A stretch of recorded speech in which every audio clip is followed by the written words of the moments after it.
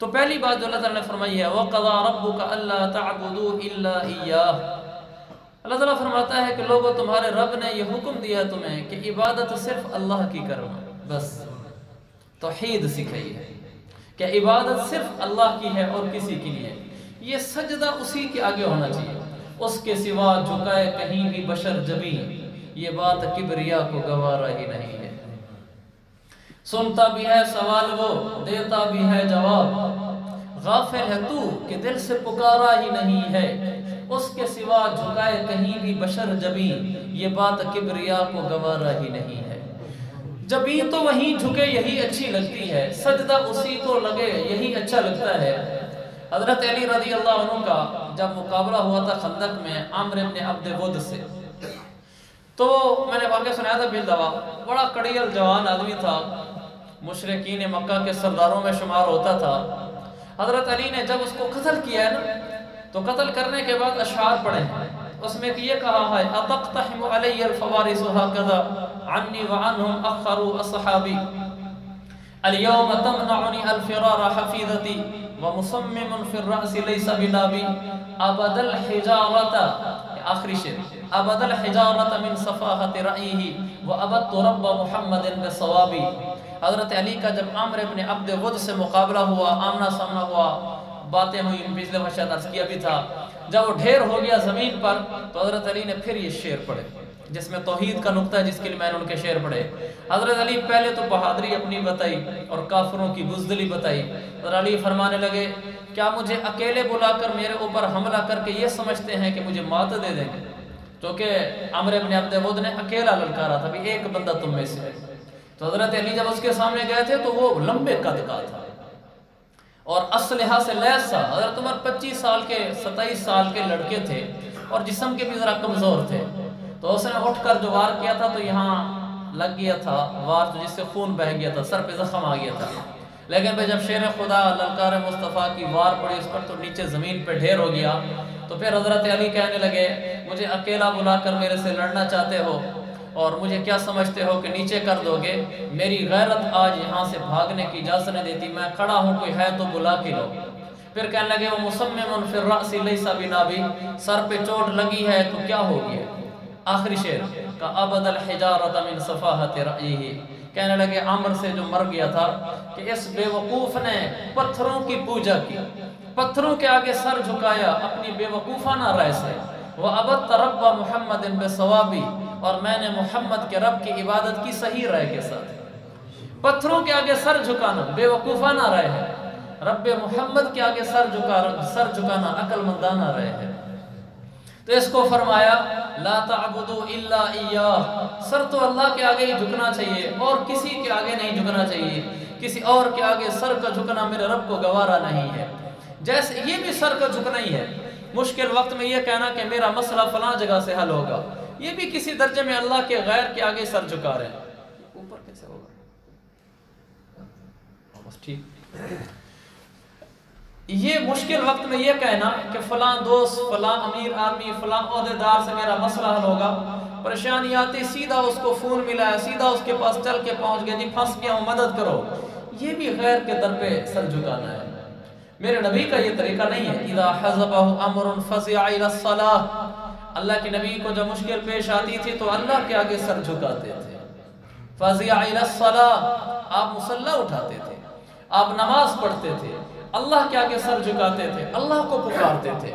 ہمیں مشکل ہے، پیسوں کی ضرورت پڑ گئی ہے، قرضے کی ضرورت ہے، سفارش کروانی ہے، کوئی اور مسئلہ ہے، سب سے پہلے رب ہے، سب سے پہلے سر اس کے آگے جھکے گا، سب سے پہلے مصلی ہے، پھر باقی چیزیں بعد میں بھی دیکھ لیں گے، سبب کے درجے میں کوئی حرج بھی نہیں ہے، لیکن پہلا سجدہ ہونا چاہیے، پہلے اللہ کے آگے سر جھکنا چاہیے۔ اگر اس کے آگے سر نہیں جھکا تو یہ سر کسی کام کا نہیں ہے۔ بدر کے میدان میں اللہ کے نبی 313 لے کر گئے ہوئے ہیں اور وہ 1000 لے کر آئے ہوئے ہیں، وہ اسلحہ سے لیس ہیں، یہ بے سر و سامان ہیں، میرے نبی نے اپنا سر کو اللہ کے آگے جھکایا۔ بخاری کی حدیث ہے، آپ اتنا اللہ سے مانگتے رہے کہ حضرت صدیق اکبر نے آ کر کہا کہ یا رسول اللہ بس فرمائے، بس فرمائے، اللہ ہماری مدد فرمائے گا۔ پھر اللہ کے نبی نے سر اٹھایا۔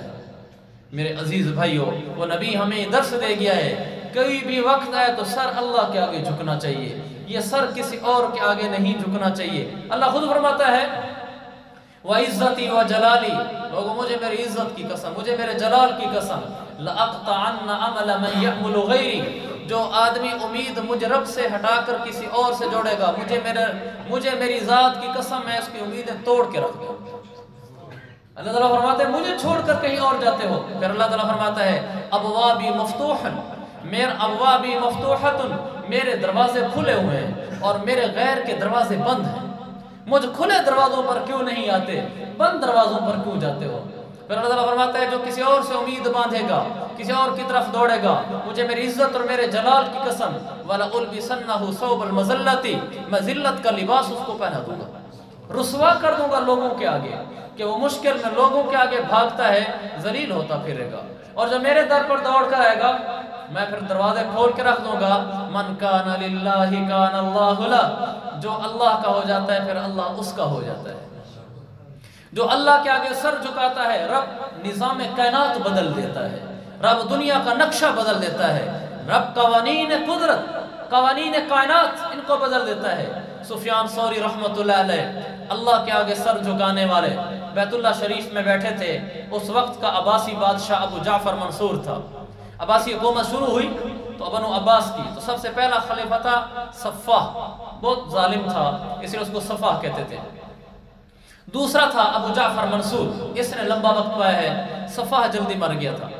ابو جعفر منصور کے خلاف سفیان ثوری نے کوئی بیان کر دیا، جب بیان کیا تو ابو جعفر منصور کو غصہ آیا، تو اس نے آرڈر جاری کر دیا، اپنے پولیس والوں کو کہا کہ جاؤ سفیان کو ڈھونڈو، جہاں مل جائے خذوہ فصلبوہ، جہاں ملے اس کو سولی پر لٹکا دو بس۔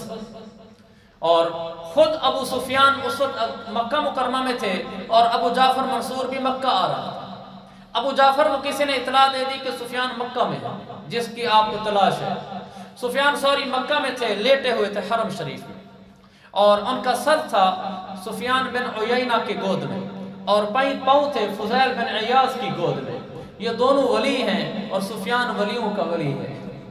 یہ وہاں لیٹے ہوئے تھے تو ان کو کسی نے آ کر کہا کہ حضرت ابو جعفر منصور روانہ ہو چکا ہے اور مکہ کی طرف رواں دواں ہے، اور اس نے اپنے کارندے بھیج دیے ہیں کہ جہاں ملے سفیان اٹھا کے سولی پہ چڑھا دو، تو آپ مہربانی کریں، آپ اٹھ کر چلے جائیں، وَلَا تُشْمِتْ بِنَا الْأَعْدَاءَ، ہماری آنکھوں کو پریشان ہونے سے بچائیں کہ ہماری آنکھیں آپ کو دیکھیں کہ آپ کو سولی پہ لٹکائے۔ وہ لیٹے رہے، انہوں نے پھر کہا قُمْ فَاخْتَفِي وَلَا تُشْمِتْ بِنَا الْأَعْدَاءَ، حضرت آپ مہربانی کریں اٹھیں، چھپ جائیں کہیں، ایسا نہ ہو کہ ہماری آنکھیں ناگوار منظر دیکھیں۔ وہ لیٹے رہے، انہوں نے تیسری دفعہ کہا کہ حضرت اس کا ہمیں پتہ چلا ہے وہ قریب آ چکا ہے، صرف یہ نہیں کہ روانہ ہے۔ انہوں نے کہا اچھا۔ اب وہ اٹھے، کہاں گئے چھپنے کے لیے؟ سیدھے بیت اللہ کے پاس گئے، کہیں چھپنے کے لیے نہیں گئے، اور وہاں جا کے بیت اللہ کے دروازے، بیت اللہ کے پردوں کو پکڑ کر کہا سفیان کا اس رب کعبہ کے ساتھ تعلق ہے۔ سفیان کہیں سر نہیں جھکاتا، کہنے لگے رب ہذہ الکعبہ لا يدخلها المنصور، سفیان کو رب کعبہ کی قسم، سفیان نے رب کو پکارا ہے، اس کے آگے سر جھکایا ہے، منصور یہاں داخل ہی نہیں ہو سکتا کہ مجھے پکڑ سکے، نہیں ہوگا یہ، آپ بے فکر ہو جائیں۔ اللہ کی شان، اللہ والے قسم کھا دیں تو میرا رب پوری کر دیتا ہے۔ جس کے سر اللہ کے آگے جھکے نا، ایک سجدہ جسے تو گراں سمجھتا ہے، ہزار سجدوں سے دیتا ہے آدمی کو نجات۔ وہ ایک سجدہ تو ہم کرتے نہیں، اقبال نے کہا تھا جو رب کے آگے کرنا ہوتا ہے وہی ہمیں مشکل لگتا ہے، اگر یہ ایک سجدہ نصیب ہو جائے تو ہزاروں جگہ جھکنے سے آدمی بچ جاتا ہے، بس ایک ہی جھکنا کافی ہو جاتا ہے۔ وہ چونکہ اللہ کے آگے جھکنے والے لوگ تھے تو انہوں نے پھر یہ کر کے دکھلایا کہ جو اللہ کے آگے جھکتا ہے اس کو پھر ہر جگہ نہیں جھکنا پڑتا، پھر لوگ جھکتے ہیں۔ تو جب سفیان نے یہ کہا کہ مجھے رب کعبہ کی قسم وہ یہاں نہیں آ سکتا، تھوڑی دیر بعد پیغام آ گیا، انہوں نے کہا جی ابو جعفر منصور مکہ کے قریب جگہ جہون، کہا یہاں جہون پہ پہنچا تھا اور وہاں سے نیچے گرا ہے، تھوڑی دیر میں وہیں مر گیا۔ اس کی میت لے گئی، لوگوں نے کہا کہ خانہ کعبہ میں اس کا جنازہ ہونا چاہیے۔ جب جنازے کے لیے لایا گیا تو سفیان ثوری سے بڑا کوئی ولی نہیں تھا، لوگوں نے کہا حضرت آپ جنازہ پڑھائیں، جنازہ سفیان نے پڑھایا۔ جو کل سفیان کو پکڑنے آ رہا تھا آج اس کا جنازہ سفیان پڑھ رہا ہے۔ میرے عزیز بھائیوں، جو اللہ کے آگے جھک جاتا ہے اللہ سب کو اس کے آگے جھکا دیتا ہے۔ ہندوستان کی حکومت میں پچھلی صدی میں ملا جیون رحمۃ اللہ علیہ مشہور عالم گزرے ہیں، علماء جانتے ہیں، ان کی مشہور کتاب ہے نور الانوار، مدرسوں میں پڑھائی جاتی ہے۔ تو انہوں نے تو بیان میں کہہ دیا کہ بادشاہ نے ریشم کا لباس پہنا ہوا تھا، غلط کیا ہوا تھا، اللہ نے مردوں پر ریشم حرام قرار دیا۔ تو انہوں نے آرڈر جاری کر دیا کہ جاؤ ملا جمعہ پڑھ گیا، ختم ہو گیا، وہ پہنچا محل میں، اس نے آرڈر جاری کیا کہ جاؤ ملا جیون کو پکڑ کے لو۔ تو ان کا بیٹا وہ ان کا شاگرد تھا، تو وہ بھاگتا بھاگتا آیا کہ حضرت ابا جی نے آرڈر جاری کر دیا، ان کو غصہ آ گیا، تو آپ مہربانی کریں کہ چھپ جائیں۔ انہوں نے کہا کیا کہا ہے؟ انہوں نے کہا تو گرفتار کر کے لاؤ۔ میرے عزیز ہو، ایک سجدہ جسے تو گراں سمجھتا ہے، 1000 سجدوں سے دیتا ہے آدمی کو نجات۔ ایک سجدہ ہمیں رب کے آگے نصیب ہو جائے نا، ہر دکھ سکھ میں وہیں جھکنا آ جائے، پھر اللہ ہر جگہ جھکنے سے بچا دیتا ہے، لوگوں کو جھکا دیتا ہے۔ تو انہوں نے کہا اس کو جاؤ میرا ہتھیار لاؤ۔ تو شاگرد بھی جس کا تھا اس کو بھی پتا ہے کہ ہمارے استاد کے ہتھیار کیا ہیں۔ وہ گیا، لوٹا لے آیا، مسلح لے آیا، انہوں نے وضو کیا، وضو کرنے لگے۔ تو اس شاگرد نے بادشاہ کے بیٹے نے کہا کہ حضرت میں ہاتھ جوڑتا ہوں، مسلح پہ نہ چڑھنا، مہربانی کرنا، بس میں خود سنبھال لوں۔ بھاگتے بھاگتے باغ کو کیا، کہا جو کرنا ہے کر لے، اگر وہ مسلح پہ چڑھ گیا تو حکومت کی خیر بنانا بس۔ بادشاہ ننگے پاؤں بھاگ کر آیا، کہا حضرت مسلح پہ نہ چڑھنا۔ میرے عزیز بھائیو، جو رب کے آگے جھک جاتا ہے اللہ سب کو اس کے آگے جھکا دیتا ہے۔ ہمیں رب کے آگے جھکنا ہی نہیں ہے۔ ہمیں چھوٹی سی بیماری آ جائے، چھوٹی سی قرضی کی ضرورت پڑ جائے، دائیں بائیں بھاگتے پھر رہے ہوتے ہیں، او جی فلانے سے پیسے لے لو، فلانے سے سفارش کرا رہو۔ یہ ٹھیک ہے، قرضہ لینا سنت ہے، علاج کرانا بھی سنت ہے، لیکن میں اس کی نفی کر رہا ہوں کہ پہلی سوئی ادھر کیوں گئی ہے، پہلے سجدہ کیوں نہیں ہوا، پہلے مصلی کیوں نہیں بچھایا، پہلے اللہ کو کیوں نہیں پکارا، یہ کیوں نہیں کہا کہ اللہ دکھ تکلیف تیری طرف سے آیا ہے، ساری دنیا کے ڈاکٹر بھی اکٹھے ہو جائیں، پیسہ بھی قدموں میں میرے ڈھیر کر دیں، آپ نہیں چاہیں گے شفا نہیں ملے گی، اور اگر آپ چاہ لیں گے مجھے لوگوں کے در پہ جھکنے کی ضرورت بھی نہیں پڑے گی، تو ویسے ہی حل کر دے گا میرا مسئلہ۔ میرے عزیز بھائی، ہمیں اللہ کے آگے جھکنا چاہیے، وہیں سے مسئلے حل ہوتے ہیں۔ جو وہاں جھک جاتا ہے پھر اس کو کہیں اور جھکنے کی ضرورت نہیں پڑتی۔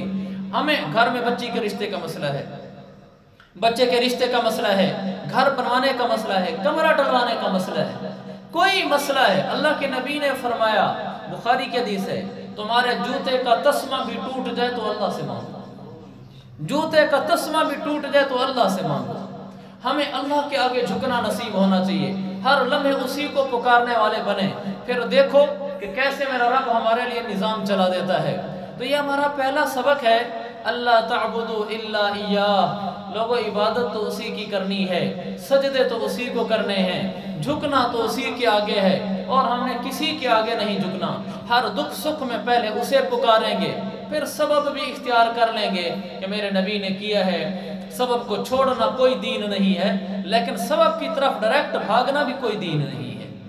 پہلے سجدے کی طرف بھاگنا، پہلے مصلی کی طرف بھاگنا، پہلے رب کو پکارنا، پھر سبب کی طرف چل پڑنا، اس کی اجازت ہے اور یہ ٹھیک ہے، لیکن اس کے بغیر نہیں ہے۔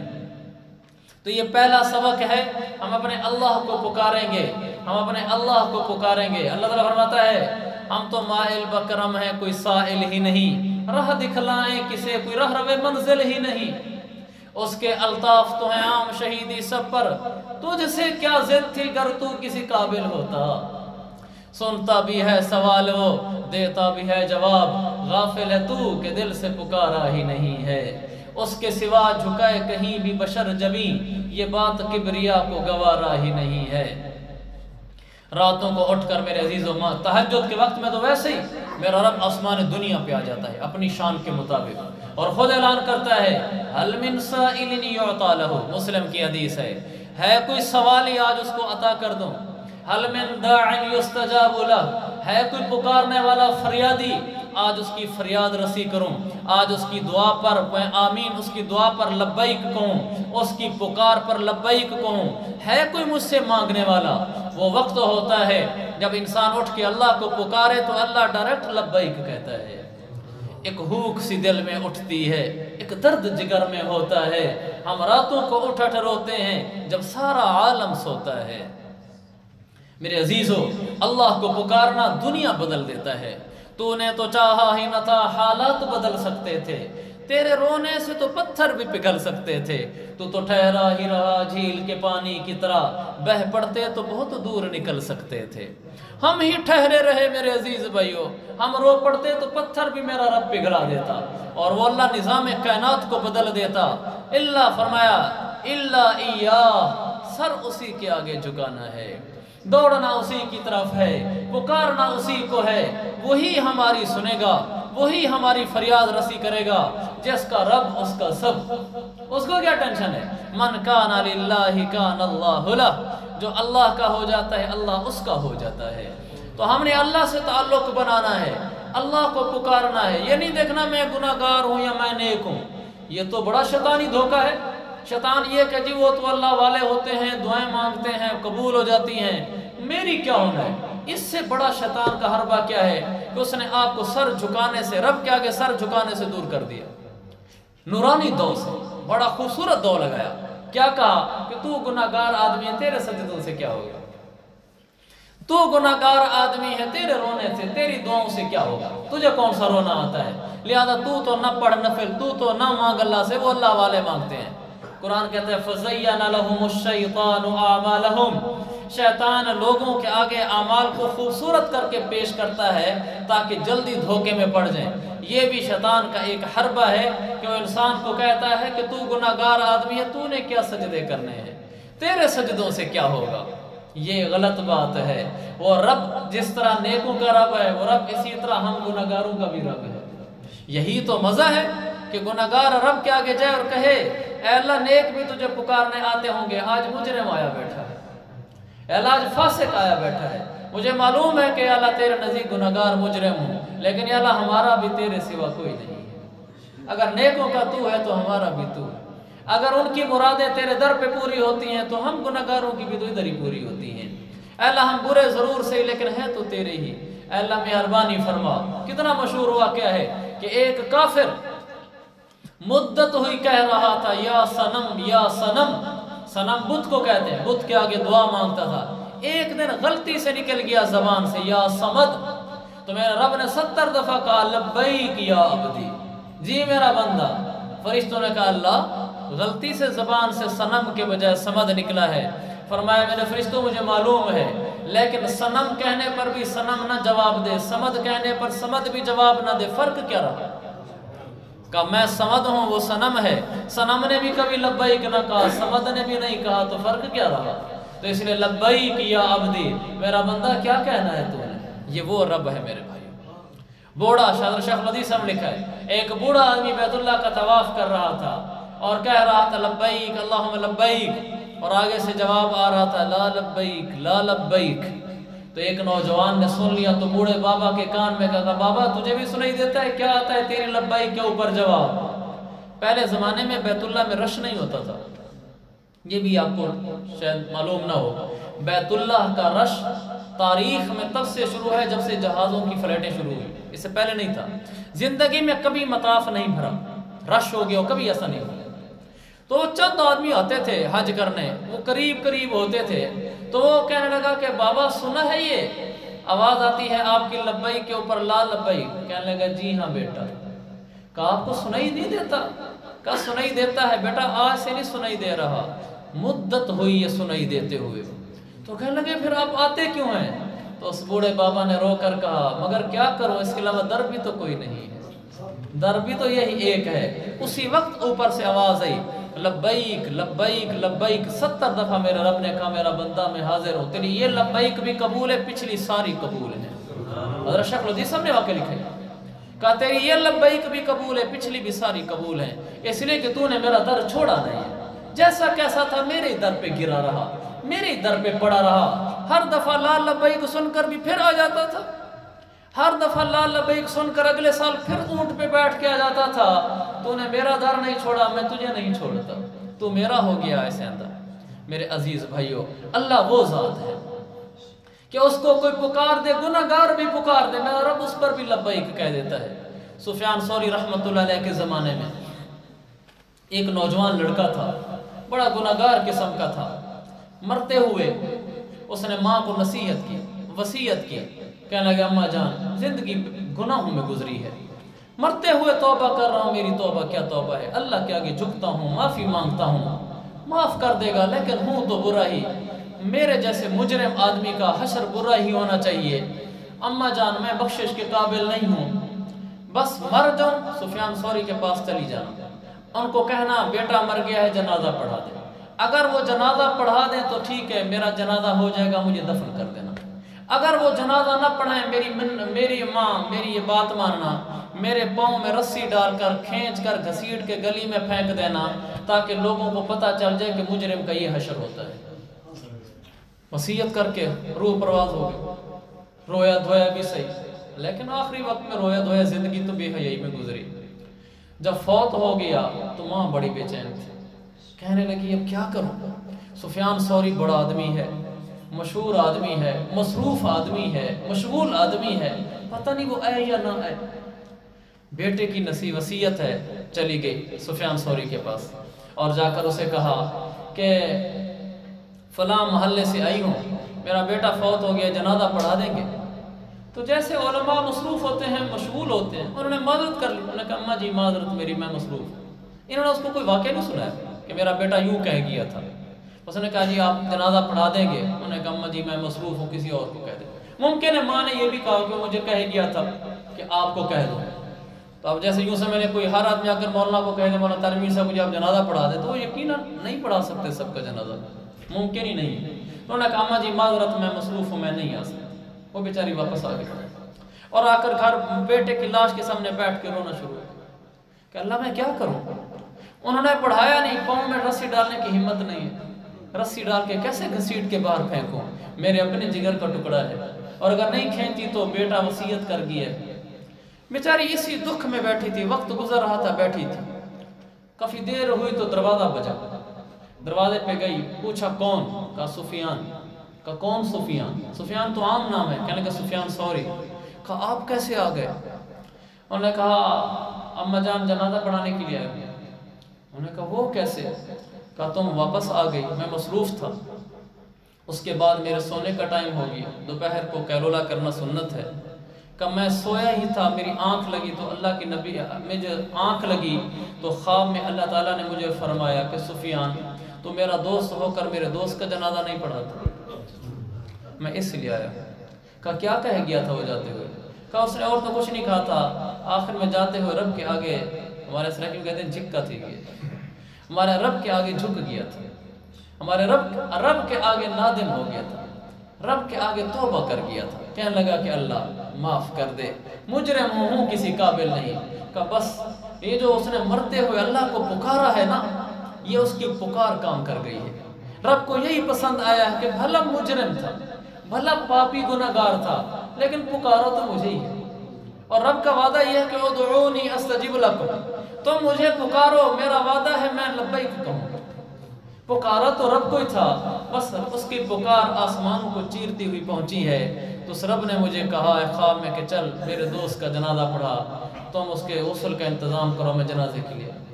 میرے عزیز بھائیوں، اللہ کو پکارنا ہر ایک کا کام ہے، نیکوں کا نہیں، ہم جیسے گناہگاروں کا بھی ہے، وہ جس طرح نیکوں کی سنتا ہے مجرموں کی بھی سنتا ہے۔ امام حضرت موسیٰ علیہ السلام والا واقعہ تو بہت مشہور ہے۔ موسیٰ علیہ السلام کٹھے ہوئے، لوگوں کو جمع کیا، کہا بارش کے لیے کہا سالی ہے، دعا کرنی، اور اس مجمع میں ایک بندہ ایسا ہے، اللہ تعالیٰ کی طرف سے مجھے وحی آئی ہے کہ ایک بندہ مجرم ہے، اس کی وجہ سے تمہاری دعا قبول نہیں ہوگی۔ تو موسیٰ علیہ السلام نے بھرے مجمع میں اعلان کر دیا کہ رب نے کہا ہے کہ تمہارے اندر ایک پاپی مجرم گناہگار ہے، اس کے ہوتے ہوئے تمہاری دعا قبول نہیں ہوگی، وہ باہر جائے گا تو دعا قبول ہوگی۔ موسیٰ علیہ السلام نے اعلان کر دیا بھائی جو بھی ہے وہ چلا جائے، تاکہ سارے مسلمان نہ پیاس سے مرے۔ تو اب لوگ دیکھیں کون اٹھتا ہے، اور جو تھا اس کو پتا تھا، اندر کی باتیں تو سب کو خود پتا ہوتی ہیں، اس کو پتا تھا میں بہت بگڑا ہوا آدمی ہوں، تو اس نے وہی بیٹھے بیٹھے سر جھکا کے کہہ دیا کہ اللہ مجھے معاف کر دے، آئندہ ناراض نہ کروں گا، بس آج تجھے صلح کرتا ہوں، آج تجھے مناتا ہوں، تو نیکوں کی مانتا ہے، آج گناہگار کی بھی مان جا، اے اللہ آج میری لاج رکھ لے، میں تیرے سے پکی توبہ کرتا ہوں، میں تیرے آگے سر جھکاتا ہوں، بس میں تیرا ہو گیا ہوں، مجھے اپنا بنا لے۔ بس بیٹھا تھا، تھوڑی دیر میں بارش کے آثار شروع ہو گئے۔